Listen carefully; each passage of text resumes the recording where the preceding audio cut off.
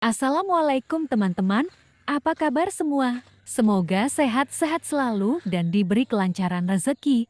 Amin. Oke teman-teman, di sini saya ingin berbagi pengalaman. Bagaimana cara merawat pohon durian? Dan langsung saja ya tanpa banyak basa-basi.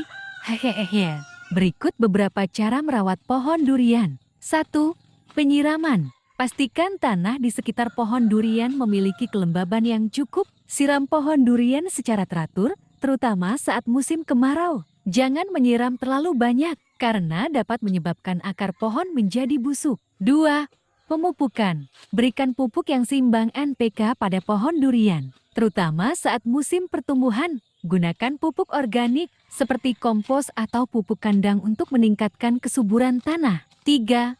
Pemangkasan. Lakukan pemangkasan secara teratur untuk menjaga bentuk pohon dan meningkatkan produksi buah. Buang cabang-cabang yang mati, sakit, atau rusak. 4.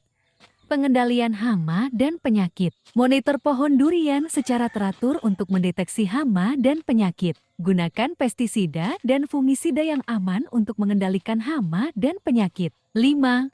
Penyiangan. Buang gulma dan tanaman lain yang tumbuh di sekitar pohon durian. Pastikan area di sekitar pohon durian bebas dari gulma dan tanaman lain. 6. Penggemburan tanah. Penggemburan tanah sebaiknya dilakukan 3 bulan sekali, agar akar mudah dalam menyerap pupuk dan air. 7. Perlindungan dari sinar matahari. Pastikan pohon durian mendapatkan sinar matahari yang cukup, tetapi tidak terlalu banyak. Gunakan naungan atau peneduh jika perlu. 8.